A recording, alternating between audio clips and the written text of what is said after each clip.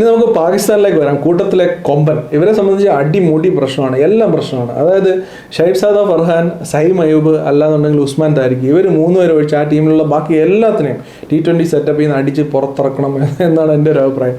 ഒറ്റൊരുത്തനെ വെച്ചേക്കരുത്. കുറേ വേസ്റ്റ്, കുറേ സീനിയർ താരങ്ങൾ അവരെ പെറ്റ് കിടക്കുകയാണ് കുറേ വർഷങ്ങളായിട്ട്.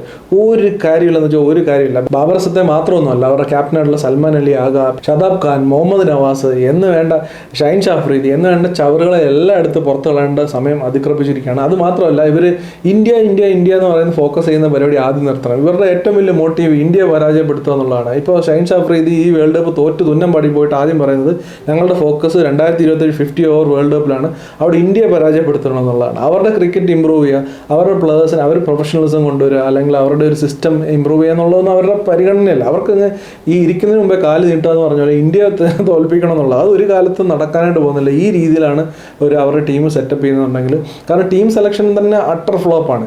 ഇപ്പോൾ അടുത്ത ഇനി അവർ ODI സീരീസിലേക്ക് പോകുമ്പം ഷൈൻ ഷാഫ്രീദിയാണ് അവരുടെ ക്യാപ്റ്റൻ. സെയിം ക്യാൻസർ അവിടെ തന്നെ ഉണ്ട്, എല്ലാ കാര്യങ്ങളും അവിടെ തന്നെ ഉണ്ട്. ഒരു ടൂർണമെൻറ്റ് പോകുമ്പോൾ ബാബർ അസത്തിനെ പുറത്താക്കും, അടുത്ത ടൂർണമെൻറ്റിന് പോകുമ്പോൾ അത് തോറ്റിട്ട് വരുമ്പോഴത്തേക്ക് ബാബർ അസത്തെ തിരിച്ചു വിളിച്ചിട്ട് ഷൈൻ ഷാഫ്രീദിയെ പുറത്താക്കും, അല്ലെങ്കിൽ റിസ്വാനെ പുറത്താക്കും. അത് തോറ്റ് കഴിഞ്ഞാൽ തിരിച്ചു വരുമ്പോഴത്തേക്ക് ഇവരെ പുറത്താക്കിയിട്ട് പുതിയ ഷതാബ് ഖാനെ കൊണ്ടുവന്ന് ക്യാപ്റ്റനാക്കും. ഇതൊക്കെ തന്നെയാണ് പാകിസ്ഥാൻ ക്രിക്കറ്റ് കഴിഞ്ഞ കുറേ വർഷങ്ങളായിട്ട് ചെയ്തുകൊണ്ട് വരുന്നത്. ഇവരെ എല്ലാം അടിച്ച് പുറത്തിറക്കിയിട്ട് അവരുടെ ഈ എമർജിങ് ഏഷ്യ കപ്പിൽ നല്ല രീതിയിൽ പെർഫോം ചെയ്ത കുറച്ച് പ്ലേയേഴ്സ് ഉണ്ട്. അണ്ടർ-19 വേൾഡ് കപ്പിൽ നല്ല രീതിയിൽ പെർഫോം ചെയ്ത പ്ലേയേഴ്സ് ഉണ്ട്. അണ്ടർ-19 ഏഷ്യ കപ്പിൽ നല്ല രീതിയിൽ പെർഫോം ചെയ്ത കുറച്ച് ഒരു ഹാൻഡ്ഫുൾ ഓഫ് പ്ലേയേഴ്സ് അവർക്കുണ്ട്. അങ്ങനെയുള്ള പുതിയ താരങ്ങളെ കൊണ്ടുവന്നാൽ മാത്രമേ 2028 T20 വേൾഡ് കപ്പിലേക്ക് പോകുമ്പോഴത്തേക്ക് അവർക്ക് എന്തെങ്കിലും ഒരു ചലനം മറ്റ് ടീമുകൾക്കെതിരെ ഉണ്ടാക്കാനായിട്ട് സാധിക്കത്തുള്ളൂ എന്നുള്ളതാണ് പാകിസ്ഥാനെ സംബന്ധിച്ചുള്ള യാഥാർത്ഥ്യം.